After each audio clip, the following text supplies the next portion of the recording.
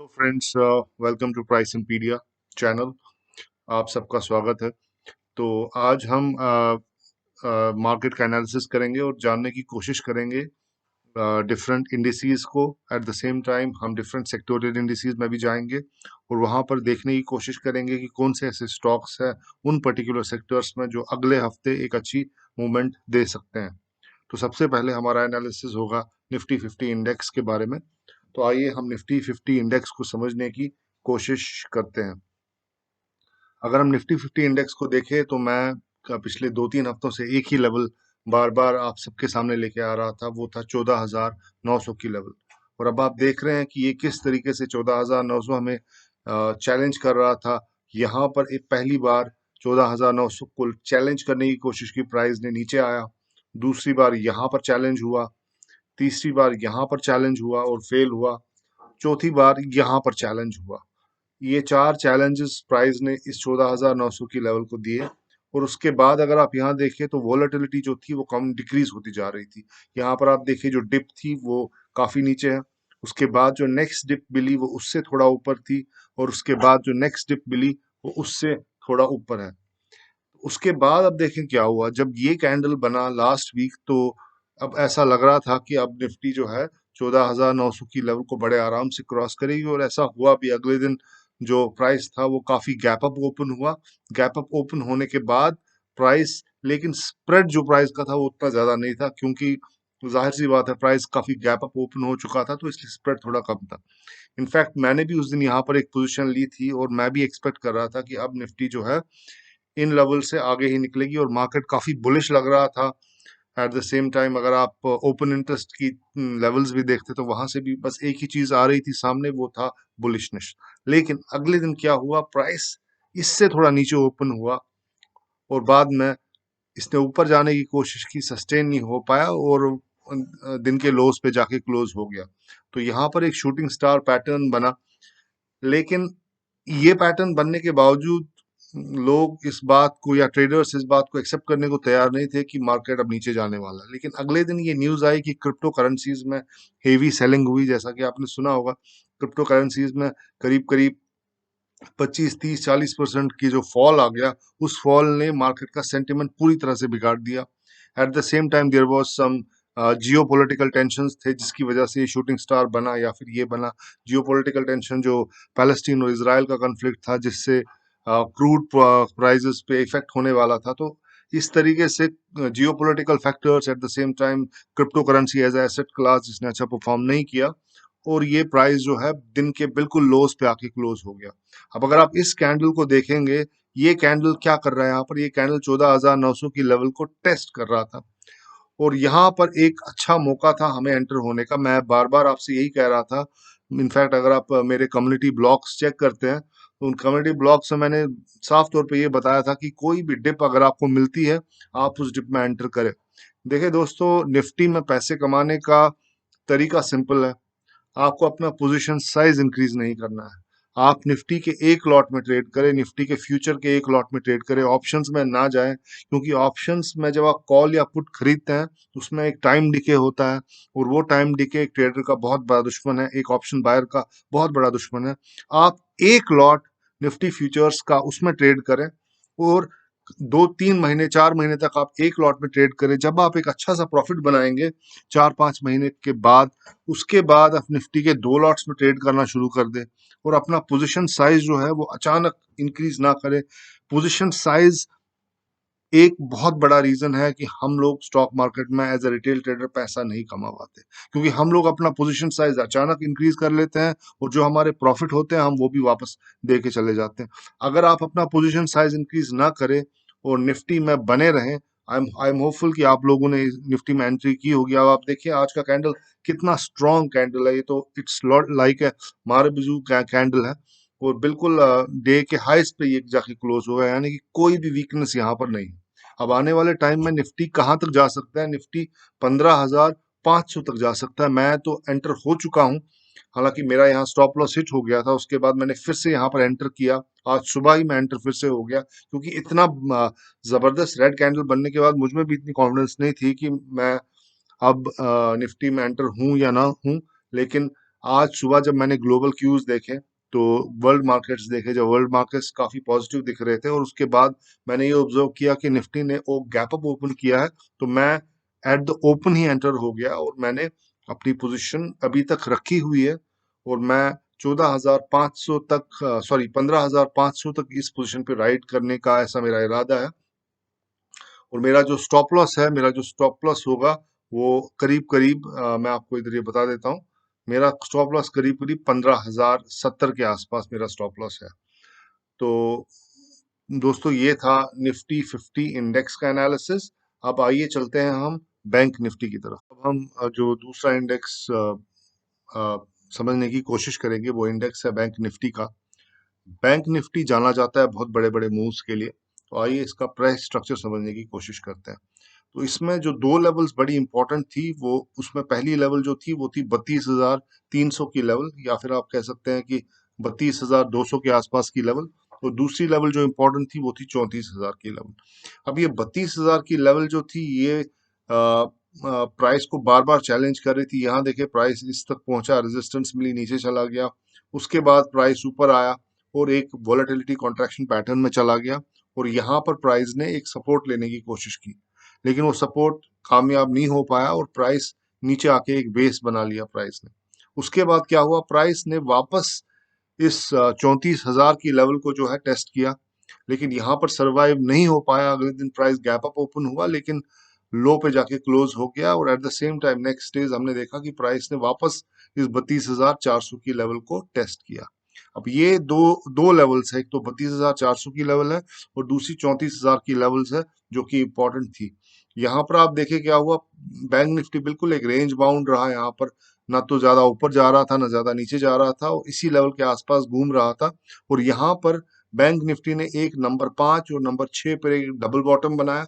Double bottom बनाने के बाद क्या हुआ, बैंक निफ्टी डबल बॉटम बनाने के बाद ये बड़ा कैंडल यहाँ पर मिला और ये कैंडल मिलने के बाद बैंक निफ्टी ऊपर चला गया, फिर से 34,000 की लेवल को क्रॉस करने की कोशिश की। यहाँ पर जैसा कि आपने देखा पिछले दिनों में, वो क्रिप्टो करेंसी और जियो पोलिटिकल टेंशन जो थे उसके चलते ये तीन कैंडल्स बने। लेकिन आज के दिन अगर आप देखेंगे बैंक निफ्टी फ्यूचर्स जो है वो करीब करीब 4% ऊपर चला गया है। तो 4% बैंक निफ्टी ऊपर चला गया है और अब आगे क्या, आगे मैं समझता हूं कि बैंक निफ्टी का जो नेक्स्ट टारगेट है वो करीब करीब 36,000 की लेवल्स है। तो अगर आप लोगों के पास बैंक निफ्टी में कोई पोजीशन बनी हुई है तो आप उसको रखें, 36,000 तक उसको राइड करें। आई एम श्योर वो लेवल जरूर आएंगे। आज एसबीआई के नतीजे भी आने थे, मेरा ख्याल है नतीजे काफी अच्छे आए हैं, तो उससे बैंक निफ्टी को भी एक बहुत बड़ा सपोर्ट मिला है और आने वाले दिनों में बैंक निफ्टी 36,000 की लेवल बड़े आराम से दिखा सकता है। तो दैट मीन्स अभी भी बैंक निफ्टी में 1500 पॉइंट्स का अपसाइड है। तो इस अपसाइड को आप राइड कीजिए और अपना पोजीशन साइज का खास ख्याल रखिए। अगर आप एक लॉट बैंक निफ्टी में ट्रेड कर रहे हैं, अगर आप एक बिगिनर हैं, तो सिर्फ एक लॉट में ही ट्रेड करें। जब तक आप बैंक निफ्टी से 1-2 लाख रुपए ना कमा लें तब तक दो लॉट्स में ट्रेड ना करें।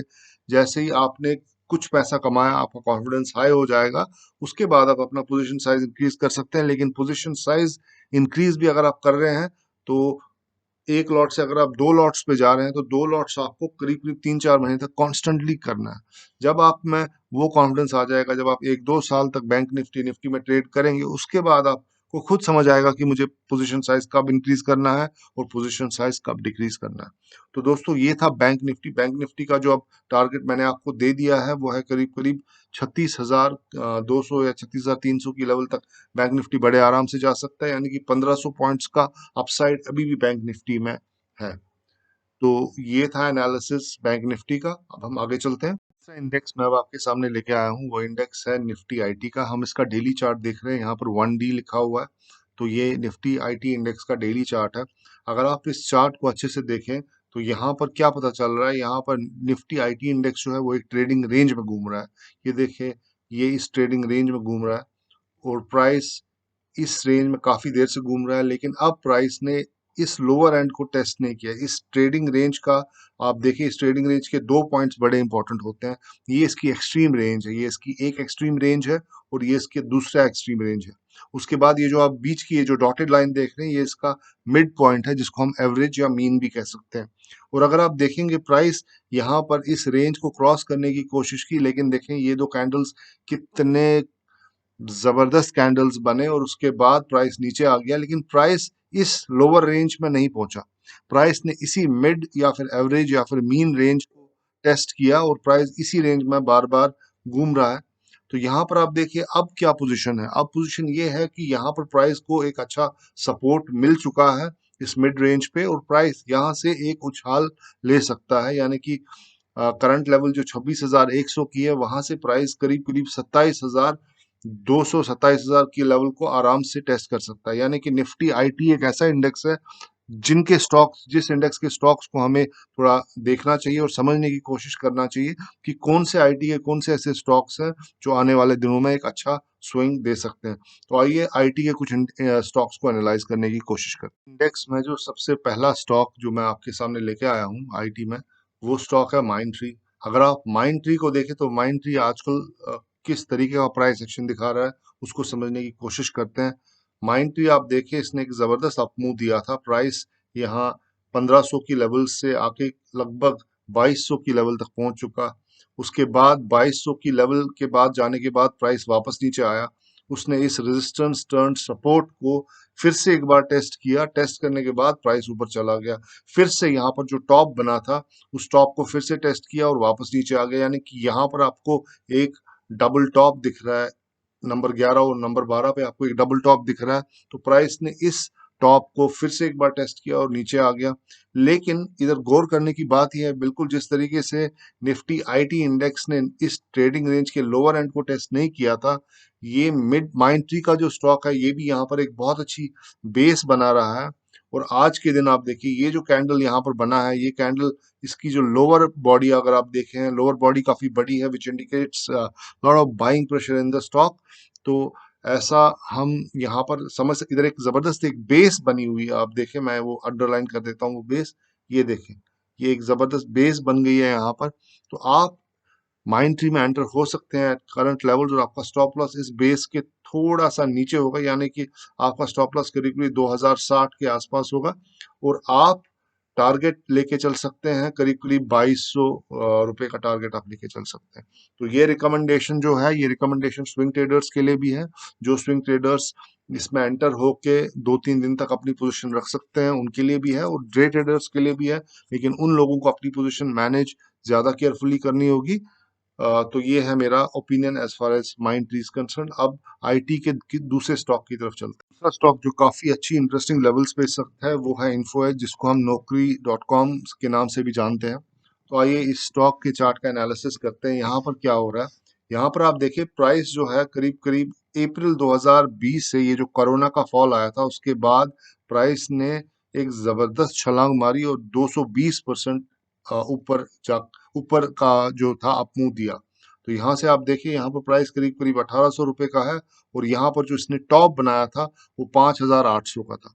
तो अब प्राइस क्या कर रहा है, अब प्राइस ने यहाँ पर एक टॉप बनाया, उसके बाद इस टॉप को मैं यहाँ पर इसको हाईलाइट करता हूँ। यहाँ पर एक टॉप बनाया और वो टॉप यहाँ पर भी टेस्ट हुआ।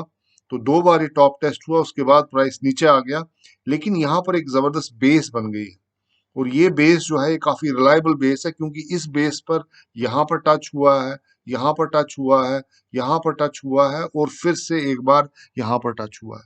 तो अब प्राइस जो है इस बेस के ऊपर है। तो यहाँ पर एक अट्रैक्टिव बाय पोजीशन हम ले सकते हैं, क्योंकि अब ये जो कॉन्ट्रैक्शन पैटर्न है ये भी कंप्लीट होने जा रहा है। अगर ये कॉन्ट्रैक्शन पैटर्न कंप्लीट हो रहा है तो जाहिर सी बात है, अब जो प्राइस होगा वो एक और मुंह दिखाएगा ऊपर की तरफ। तो हमें उस मूव का अगर हिस्सा बनना है तो हमें इन लोअर लेवल्स पे एंटर कर सकते हैं, और ये पोजीशन हम डेफिनेटली कैरी भी कर सकते हैं। आइए हम इसके डेली चार्ट की ओर एक एनालिसिस करते हैं।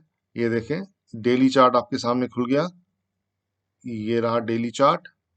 और अगर हम इसका वॉल्यूम भी इधर यहाँ पर डाल दें थोड़ा बहुत, तो देखते हैं वॉल्यूम हमें क्या बताता है। सबसे पहली बात, ये जो ई आप यहाँ पर देख रहे हैं, इसका मतलब है कि इसकी अर्निंग्स अभी आने वाली है। तो आने वाले दिनों में इसकी अर्निंग रिपोर्ट्स आएगी। पिछली अर्निंग पे क्या हुआ था ये आप देखें, पिछली अर्निंग पे प्राइस जो था बिल्कुल अपनी रेजिस्टेंस तक पहुंच चुका था, और जिस दिन अर्निंग्स आई, हालांकि अर्निंग्स काफी अच्छी थी, लेकिन जब प्राइस अपनी रेजिस्टेंस पे होता है तो उस अर्निंग का कोई फायदा नहीं मिलता। यहाँ पर प्राइस अपनी रेजिस्टेंस पे था और प्राइस देखिए किस तरीके से नीचे आ गया। लेकिन आज की डेट में उसका उल्टा है। अर्निंग्स जो है वो करीब करीब 3 जून को आने वाली है, और यहाँ प्राइस जो है अपने अपने सपोर्ट पे है। अब 3 जून, 2 या 3 जून तक आते आते हो सकता है प्राइस इस लेवल तक आ जाए। तो यहाँ पर आने के बाद अगर अर्निंग्स आती है तो जाहिर सी बात है, मैं आपको रिकमेंड नहीं करूंगा कि आप अर्निंग तक इस स्टॉक को अपने पोर्टफोलियो में रखें। आप इन लेवल्स पे अभी एंटर हो सकते हैं। यहाँ पर एक डबल बॉटम सा बन रहा है, ये देखें आप। मैं इस सपोर्ट को फिर से एक बार हाईलाइट करता हूँ जो मैंने वीकली चार्ट पे किया था। ये सपोर्ट, यहाँ पर सपोर्ट मिला, और अब यहाँ पर एक और सपोर्ट मिला। रेजिस्टेंस कहाँ कहाँ मिली? रेजिस्टेंस यहाँ पर मिली, यहाँ पर मिली, और यहाँ पर मिली। और अब देखिए ये पैटर्न जो है ये कंप्लीट होने की कगार पे पहुंच चुका है। यहाँ पर आप एक सेफ एंट्री ले सकते हैं, बहुत ही सेफ एंट्री ले सकते हैं। इसका स्टॉप लॉस मैं आपको बताता हूँ, एक सेकेंड। तो यहाँ पर जो आपका स्टॉप लॉस बनता है वो करीब करीब 4100, 4200 का स्टॉप लॉस आपका बनता है। 4200 के स्टॉप लॉस से आप एंटर करें और राइड करें इसके अंदर जब तक कि 4800 तक ना पहुंच जाए। तो इधर काफी अच्छा रिस्क रिवार्ड है, करीब करीब 400-500 पॉइंट्स आपको यहाँ पर मिल सकते हैं। तो अगर आप इस ट्रेड को अच्छे से मैनेज करेंगे तो आप आने वाले 2 या 4 दिनों में अच्छा खासा मुनाफा इसमें कमा सकते हैं। और जो इंट्राडे ट्रेडर्स हैं उनको इस लेवल को वॉच करना होगा।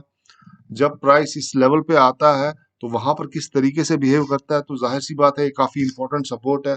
एक बार फिर से प्राइस को यहाँ पर सपोर्ट मिलेगा, लेकिन अगर ये सपोर्ट टूटता है तो यहाँ पर एक फेक किस्म का एक फॉल आ सकता है यहाँ पर। तो इंट्राडे ट्रेडर्स को थोड़ा केयरफुली ट्रेड करना होगा इसको। लेकिन जहां तक स्विंग ट्रेडर्स की बात है, वो इन लेवल्स पे भी एंटर कर सकते हैं और यहाँ पर एक स्टॉप लॉस लगा के बड़े आराम से राइड कर सकते हैं 4800 तक की लेवल को। स्टॉप लॉस मैं यहाँ पर थोड़ा रिवाइज करना चाहूंगा। आप यहाँ पर एक 4100 का स्टॉप लॉस लगा लें, और 4800 तक के टारगेट्स यहाँ पर बड़े आराम से आ सकते हैं। तो दोस्तों ये था Naukri.com आईटी का स्टॉक। अब जानने की कोशिश करते हैं कोई और स्टॉक अगर इस सेक्टर में है जो कि एक अट्रैक्टिव लेवल पे हमें मिल सकता है। स्टॉक जो मैं आपके सामने लेके आया हूँ वो स्टॉक है इंडस टावर्स। अगर आप इंडस टावर्स को देखें तो इंडस टावर ने एक 174 लेवल से काफी एक जबरदस्त रैली दिखाई, और प्राइस करीब करीब 55% ऊपर आया, और उसके बाद 227 की लेवल पर एक टॉप बना दिया। अब इस टॉप को प्राइस ने, ये देखें, इस टॉप के नेचर को समझने की कोशिश करें। ये टॉप जो बनाया है प्राइस ने, ये कोई हॉरिजॉन्टल लेवल नहीं है, यहाँ पर एक इंक्लाइंड ट्रेंड लाइन बन रही है। और जब जब प्राइस ने इस ट्रेंड लाइन को टेस्ट किया तब तक प्राइस इस लेवल से नीचे आया। यहाँ पर देखे एक फॉल्स ब्रेकआउट मिला, लेकिन फिर से प्राइस नीचे आया, फिर से एक बार टेस्ट हुआ, फिर से नीचे आया, यहाँ पर फिर से टेस्ट हुआ, फिर से नीचे आया, यहाँ पर फिर से टेस्ट हुआ तो फिर से नीचे आया। अब जहां तक इंट्राडे ट्रेडर्स का ताल्लुक है, अब दोस्तों इंट्राडे ट्रेडर्स को इस तरीके के पैटर्न्स ढूंढने चाहिए। देखिए यहाँ पर ये लेवल्स थी, ये कितनी इंपॉर्टेंट थी। जब जब प्राइस इस लेवल पे आता था तो नीचे चला जाता था। अगर एक इंट्राडे ट्रेडर जो है, अगर वो इस पैटर्न को केयरफुली एनालाइज करे तो यहाँ पर वो डेली पैसा कमा सकता है, क्योंकि all he has to do is that he has to sell at these level. जब जब प्राइस इन लेवल्स पे आता है यहाँ पर सेलिंग आ जाती है। लेकिन अब क्या हो रहा है, अब आप ये जानने की कोशिश करें कि पिछले 5 दिन से जो प्राइस है उसने इस वॉलेटिलिटी कॉन्ट्रैक्शन पैटर्न को नीचे की तरफ, प्राइस ने इसको तोड़ा है नीचे की तरफ, लेकिन प्राइस और नीचे नहीं जा पाया। यहाँ पर एक सपोर्ट बन गया, और अगर आप देखें ये जो लाल लाइन मैंने यहाँ पर बनाई है, एक जबरदस्त सपोर्ट है 240 की लेवल का। और अब आगे क्या हो सकता है, ये पैटर्न भी कंप्लीट हो रहा है, तो जाहिर सी बात है अब हमें यहाँ पर एक अच्छा सा मूव ऊपर की तरफ मिल सकता है। अगर मैं देखूं यहाँ पर अर्निंग वगैरह, रिजल्ट्स वगैरह कुछ नहीं आने वाले हैं, तो ये स्टॉक मेरा ख्याल है अब तैयार हो चुका है ऊपर की तरफ की अपनी जर्नी कंटिन्यू करने के लिए। तो यहाँ पर आप स्विंग ट्रेडर्स जो है वो यहाँ पर एंटर कर सकते हैं, और आपका स्टॉप लॉस करीब करीब 237 तक की लेवल का होना चाहिए। आप एंटर हो जाए, मेरा ख्याल है आपकी बार ये जो प्राइस है इस रेजिस्टेंस को तोड़ने की पूरी कोशिश करेगा और कामयाब भी हो सकता है। तो आप इस स्टॉक में एंटर हो जाएं। अगर यहाँ पर इस लेवल पे आपको प्राइस प्राइस को कोई रेजिस्टेंस नहीं मिला और प्राइस एक्शन अच्छी हुई, तो आप इस लेवल पे बने रहें। मेरा ख्याल है ये स्टॉक आने वाले दिनों में करीब करीब 300 की लेवल बड़े आराम से क्रॉस कर सकता है। तो यहाँ पर रिस्क रिवॉर्ड काफी अच्छा है। आपका रिस्क करीब करीब 237 पे आप स्टॉप लॉस लगाएंगे, दैट मीन्स आपका जो रिस्क है वो करीब करीब 8 रुपए का होगा, और आप इधर से करीब करीब 260 262 यानी कि आप 17 रुपए तक कमा सकते हैं। लेकिन 17 रुपए भी मैं एक कंजर्वेटिव बेस पे कह रहा हूँ, क्योंकि अब ये पैटर्न कंप्लीट हो चुका है। वो प्राइस इस पैटर्न से बाहर आने की कोशिश करेगा, और वो मूव बहुत ही एग्रेसिव होगा, क्योंकि अगर आप देखिए इस पैटर्न को बनने में कितना टाइम लगा है। ये पैटर्न शुरू हुआ था नवंबर में, और आज आप मई में हैं, तो मतलब करीब करीब 7 से 8 महीने हो चुके हैं इस पैटर्न को डेवलप होते हुए। और जब भी ये प्राइस इस रेजिस्टेंस को तोड़ेगा, तो वो एक बहुत ही एग्रेसिव मूव होगा ऊपर की तरफ। तो इंडस टावर्स में स्विंग ट्रेडर्स जो है वो करीब करीब 1 महीने तक का व्यू बना ले और इसमें एंटर हो जाए, तो इसमें काफी अच्छा प्रॉफिट आ सकता है। जो जरूरत है वो सिर्फ पेशेंस की है। हमने आईटी सेक्टर को एनालाइज किया और हमने देखा कि आईटी सेक्टर के अंदर कौन से ऐसे स्टॉक्स हैं जो अगले हफ्ते या फिर आने वाले महीने में अच्छा परफॉर्म कर सकते हैं। तो अब एक सेक्टर जो मैं आपके सामने लेके आया हूँ वो है ऑटो सेक्टर। अगर आप ऑटो सेक्टर को देखें, तो ऑटो सेक्टर ने नवंबर से लेके फरवरी तक एक जबरदस्त अपमूव दिखाया। ये देखें, 7,700 से लेके प्राइस जो है वो करीब करीब 11,000 की लेवल तक चला गया। अगर परसेंटेज वाइज हम इसको देखें, तो करीब करीब 40% का अपमूव यहाँ पर आया था ऑटो सेक्टर के अंदर। लेकिन यहाँ पर एक टॉप बनने के बाद जो था, प्राइस से एक डाउनवर्ड चैनल में चला गया। अब जो प्राइस है इस डाउनवर्ड चैनल से बाहर आ चुका है, और यहाँ पर आप देखिए इसका जो लोअर हाई है, इसके लोअर हाई को यहाँ पर रिटेस्ट किया, चेक किया, इसको प्राइस नीचे आया, लेकिन अगले ही दिन वापस प्राइस ऊपर आके अब इस लोअर हाई के ऊपर क्लोज हो चुका है। तो अब आने वाले दिनों में ऐसा एक्सपेक्ट हम कर सकते हैं कि जो प्राइस है ऑटो सेक्टर में करीब करीब 11,000 की लेवल जो है उसको फिर से एक बार टेस्ट कर सकता है। मींस 700 से 800 पॉइंट्स का अपसाइड अब ऑटो सेक्टर के अंदर है। तो ऑटो सेक्टर में जो इम्पोर्टेंट स्टॉक्स हैं, आइए हम उनको समझने की कोशिश करते हैं। कौन से ऐसे स्टॉक्स ऑटो सेक्टर में हैं जिनमें हम पोजीशन बना सकते हैं। के अंदर जो पहला स्टॉक मैं आपके सामने लेके आया हूँ वो स्टॉक है अमर राजा बैटरीज। आइए अमर राजा बैटरी को समझने की कोशिश करते हैं कि अमर राजा बैटरी क्या कर रहा है। अमर राजा बैटरी ने भी बिल्कुल ऑटो सेक्टर की तरह नवंबर से लेके करीब करीब जैन तक काफी अच्छा अपमूव दिखाया। उसके बाद प्राइस जो है वो एक डाउनवर्ड चैनल में चला गया, लेकिन अब प्राइस इस डाउनवर्ड चैनल से बाहर आने की कोशिश कर रहा है। तो यहाँ पर आप अमर राजा बैटरी में एक पोजीशन बना सकते हैं। आपका स्टॉप लॉस करीब करीब 760 रुपए का होना चाहिए, और एक अपमूव इसमें देखा जा सकता है। करीब करीब 900 तक की लेवल्स इस स्टॉक में बड़े आराम से आ सकती हैं।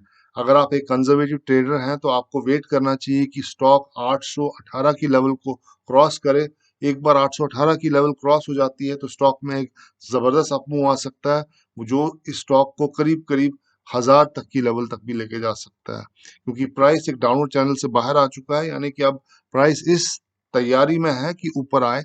जैसा कि हम सब लोग जानते हैं कि निफ्टी किस तरीके से मूव करता है।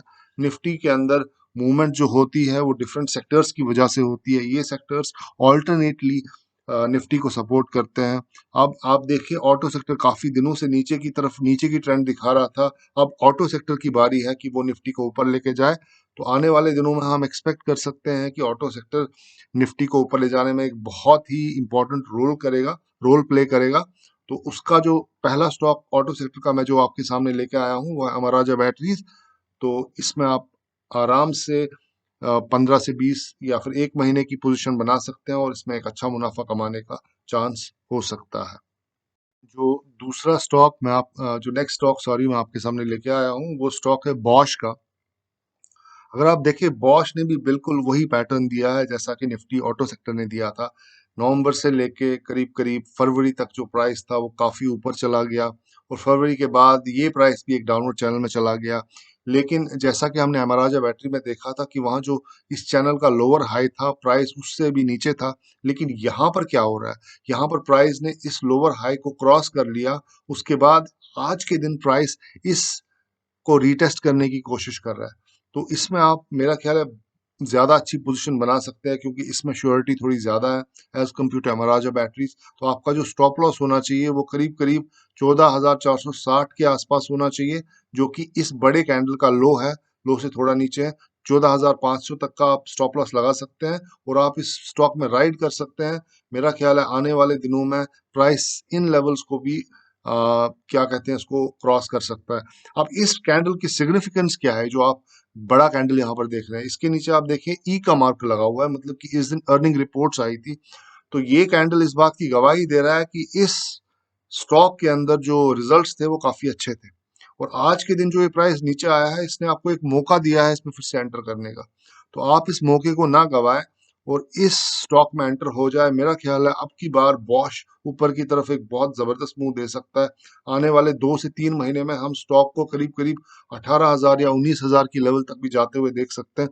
तो आपको सिर्फ होल्ड करना है, इस स्टॉक को लेना है और एक स्टॉप लॉस लगाना है, जो जैसा कि जो स्टॉप लॉस मैंने आपसे कहा कि इस 14,500 तक की लेवल का आपको स्टॉप लॉस लगाना है और 1-2 महीने तक आप स्टॉक में राइड करें। इसमें आपको काफी अच्छा प्रॉफिट हो सकता है। जहां तक ब्रोकरेज रिपोर्ट्स का ताल्लुक है, तो ब्रोकरेज ने भी काफी इस स्टॉक को अपग्रेड कर दिया है, जो कि इस प्राइस सेक्शन से क्लियरली विजिबल है। इस बात का सबूत प्राइस भी दे रहा है और eight the same time brokerage का अपग्रेड भी आया है।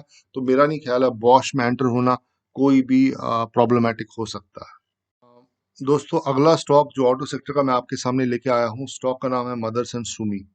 तो मदरसन सुमी, मुझे ऐसा लग रहा है कि ये स्टॉक ब्रेकआउट करने को बिल्कुल तैयार है। अगर आप इस स्टॉक का पैटर्न समझे तो यहाँ पर प्राइस ने एक टॉप बनाया था, उसके बाद एक बॉटम बनाया, वो बॉटम काफी दिन तक चलता रहा। उसके बाद प्राइस ने वापस इस रेजिस्टेंस को टेस्ट किया, लेकिन आज के दिन आप देख रहे हैं कि प्राइस ने इस रेजिस्टेंस को पूरी तरह से सपोर्ट बना दिया है। आप देखिए कल का कैंडल जो यहाँ पर था उसकी लोअर शैडो थी, जो कि बाइंग प्रेशर को बताता है, और आज का टैंड जो कैंडल है वो दिन के हाईस पे जाके क्लोज हो गया है। तो दोस्तों, इस स्टॉक के अंदर एक बहुत ही जबरदस्त अपसाइड है। अगर मैं इस स्टॉक के अपसाइड की बात करूं, सबसे पहले आपको स्टॉप लॉस बताता हूं। स्टॉप लॉस 232 का रखें आप, और अपसाइड करीब करीब 300 तक का इसमें आपको मिल सकता है। 310 320 तक का अपसाइड इसके अंदर है, लेकिन जो कंजर्वेटिव ट्रेडर्स है वो 300 पे एग्जिट कर सकते हैं। तो 245 से लेके 300 तक का मतलब 15 से 20% का यहाँ पर अपसाइड आप ले सकते हैं। तो इस स्टॉक को आप डेफिनेटली कंसिडर कर सकते हैं और इसमें एक पोजीशन बना सकते हैं। काफी सेफ लेवल्स पे स्टॉक है और ब्रेकआउट होने को बिल्कुल तैयार है। अब जो अगला स्टॉक मैं आपके सामने लेके आया हूँ वो स्टॉक है एमआरएफ का। एमआरएफ का स्टॉक, जैसा कि आप लोग जानते हैं, इंडियन स्टॉक मार्केट में सबसे ज्यादा जो प्राइस जिस स्टॉक का है वो एमआरएफ का ही स्टॉक है। और जो मैं चार्ट आपको आपके सामने लेके आ रहा हूँ वो वीकली चार्ट है। अगर आप इस वीकली चार्ट को देखें तो 2017 से जो है प्राइस एक ट्रेडिंग रेंज में घूम रहा है। ये देखिए यहाँ पर ये रेंज शुरू हुई, यहाँ से वापस प्राइस नीचे आया, फिर से इसी रेंज के बॉटम को टेस्ट किया, फिर यहाँ पर प्राइस ऊपर वापस आ गया और यहाँ पर प्राइस वापस रीटेस्ट हुआ, और उसके बाद प्राइस ने गजब का मुंह ऊपर की तरफ दिया। गजब का मुंह ऊपर की जब दिया तो लोगों को लगा कि भाई अब तो ये स्टॉक ऊपर की तरफ ही जा रहा है, लेकिन ये स्टॉक अब आपको एक और चांस दे रहा है। ये आपको एक और चांस दे रहा है, आप इसमें एंटर कर सकते हैं। ये देखिए प्राइस किस तरीके से नीचे आया। नीचे आने के बाद आज के हफ्ते में, सिंस ये वीकली चार्ट है, तो ये कैंडल जो आप देख रहे हैं ये हफ्ते का कैंडल है, और आप देखिए कितना स्ट्रॉन्ग कैंडल है। तो मतलब ये स्ट्रॉन्ग कैंडल दो चीजें बताता है हमें ये बताता है कि एक तो यहाँ पर बहुत अच्छा सपोर्ट है, और दूसरा ये कि अब ये जो रेजिस्टेंस है, जिस रेजिस्टेंस को ये काफी देर से तोड़ नहीं पा रहा था, अब वो रेजिस्टेंस टूटने वाली है। तो जैसा कि मैंने आपसे कहा, ये रेजिस्टेंस टूटने वाली, यहाँ पर टेस्ट किया, यहाँ पर टेस्ट किया, यहाँ पर टेस्ट किया, अभी ये रेजिस्टेंस रीटेस्ट होने के बाद टूटने वाली है। तो आप यहाँ पर एंटर हो जाएं। आने वाले दिनों में मुझे लगता है कि ये स्टॉक अब अपने 1 लाख के टारगेट को आराम से क्रॉस कर सकता है। इसका जो रियल टारगेट है वो 1 लाख का है। करंटली स्टॉक जो है वो 82,000 पे, 82,000 पे ट्रेड कर रहा है। तो आप यहाँ पर एंटर हो जाएं और आराम से 1 लाख तक आराम से इसमें राइड कर सकते हैं। अगर हम इसका डेली चार्ट देखें तो डेली चार्ट पे आपको क्या दिख रहा है, इसको मैं थोड़ा मैग्नीफाई करता हूँ और ये जो आपके यहाँ पर डॉट्स बने थे इनको रिमूव करता हूँ ताकि आपको एक अच्छी क्लैरिटी मिल सके। ये देखें, हम इसको थोड़ा लंबा मैं करता हूँ और ये देखें, तो यहाँ पर जो प्राइस है वो इस ट्रेंड लाइन की वजह से बार बार यहाँ पर, आप देखें यहाँ पर प्राइस को रेजिस्टेंस मिली, फिर से यहाँ पर मिली, यहाँ पर रेजिस्टेंस मिली, यहाँ पर रेजिस्टेंस मिली, लेकिन उसके बाद अब प्राइस ने इस ट्रेंड लाइन की रेजिस्टेंस को तोड़ दिया। At the same time price ने ये हॉरिजॉन्टल लाइन है इसकी रेजिस्टेंस को भी तोड़ दिया, और प्राइस जो है, अब आप देखिए पिछले 1 2 3 4 5 दिन को आप ऑब्जर्व करें। अब 5 दिन में ये जो कैंडल्स एमआरएफ की कैंडल्स थे, ये पांचों ग्रीन कैंडल्स है। लेकिन इन 5 दिनों में आपने ऑब्जर्व किया होगा कि मार्केट किस तरीके से नीचे गया, लेकिन एमआरएफ का स्टॉक जो है उसने काफी ज्यादा स्ट्रेंथ दिखाई और वो प्राइस नीचे नहीं गया, जो कि साफ तौर पे ये बता रहा है कि एमआरएफ का जो स्टॉक है अब ऊपर की तरफ जाने के लिए बिल्कुल तैयार है। तो आप इस स्टॉक में बड़े आराम से एंटर कर सकते हैं। आपका जो स्टॉप लॉस होगा वो इस कैंडल के नीचे यानी कि 78,800 तक का होगा। और अब की बार मैं आपको जो टारगेट दे रहा हूं वो इंडियन स्टॉक मार्केट की हिस्ट्री में एक माइलस्टोन होगा, यानी कि ये स्टॉक अब 1 लाख का प्राइस बड़े आराम से क्रॉस कर सकता है, यानी कि इस स्टॉक में अभी 20% के आसपास का जो है वो अपसाइड है। तो दोस्तों, मैं उम्मीद करता हूं कि आपको मेरा एनालिसिस पसंद आया। हमने निफ्टी का एनालिसिस किया, बैंक निफ्टी का एनालिसिस किया, उसके बाद हमने आईटी और ऑटो स्टॉक्स के जो आईटी और ऑटो इंडेक्स को एनालाइज किया, और उन सेक्टर्स में ऑटो और आईटी के स्टॉक्स जानने की कोशिश की जिनके अंदर एक अच्छा अपसाइड है। तो अब मैं आपसे ये एक बात यहाँ पर एक चीज अनाउंस करना चाहता हूँ कि मैं एक बैच ले रहा हूँ जिसमें हम डिस्कस करेंगे टेक्निकल एनालिसिस को, चार्ट्स को, आने वाले जो दिनों में जो अच्छे स्टॉक्स हैं जिनमें एक बहुत अच्छा अपसाइड है, हम उन स्टॉक्स को डिस्कस करेंगे, कुछ पैटर्न्स डिस्कस करने की कोशिश करेंगे। तो ये जो सेशन होगा ये करीब करीब 8 घंटे का सेशन होगा, और इन 8 घंटे ये 8 घंटे का सेशन जो होगा इसको हम डिस्ट्रीब्यूट करेंगे over a period of month, यानी कि हर हफ्ते एक सेशन होगा 2 घंटे का। टोटल ये जो सेशन होगा 8 घंटे का होगा। तो जो भी इसमें इंटरेस्टेड है वो मुझे मैसेज कर सकता है। इसकी फीस जो मैंने रखी है वो करीब करीब 6,000 रुपये की है। तो आप इसको कंसिडर कीजिए और मुझे बताइए अगर आप में से कोई भी इंटरेस्टेड है इस कोर्स में शामिल होने के लिए। तो थैंक यू वेरी मच, आपने अपना कीमती वक्त मेरे साथ बिताया। I am thankful to you. Have a nice day. Until next time, good bye.